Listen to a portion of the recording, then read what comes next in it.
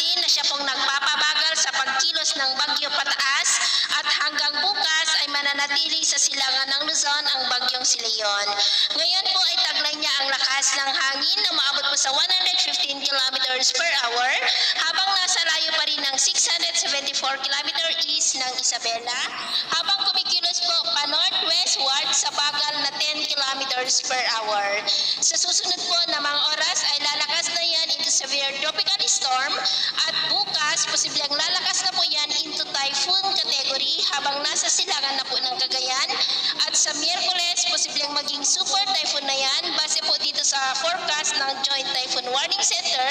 gaya po ninyong nakikita habang nandyan na sa northeastern part ng Cagayan at magiging napakalakas na yan na bagyo habang papalapit po sa mga isla ng extreme northern Luzon sa darating po ng Miyerkules at Huwebes na magpapaulan naman dito sa malaking bahagi ng Luzon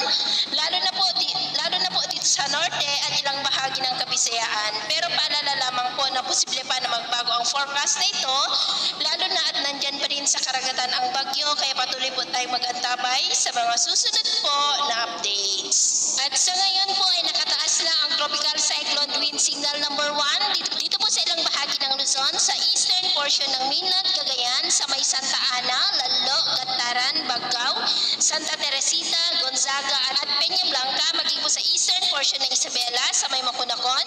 Divilacan, Ilagan City, San Pablo, Cabagan, Tumawini, Palanan, San Mariano, Dinapigue maging po sa northeastern portion ng Catanduanes sa may Pandan, Bagamanok, Panganiban at Viga. At sa nalalabing bahagi po ng ating bansa ay generally fair weather naman maliban lamang sa mga tsansa ng cloudy skies with isolated rain sa ilang bahagi ng Palawan, Western Visayas, Samar at Surigao del Norte. At sa susunod po ng mga oras ay generally fair weather pa rin sa malaking bahagi ng ating bansa maliban lamang sa mga tsansa ng cloudy skies with isolated rains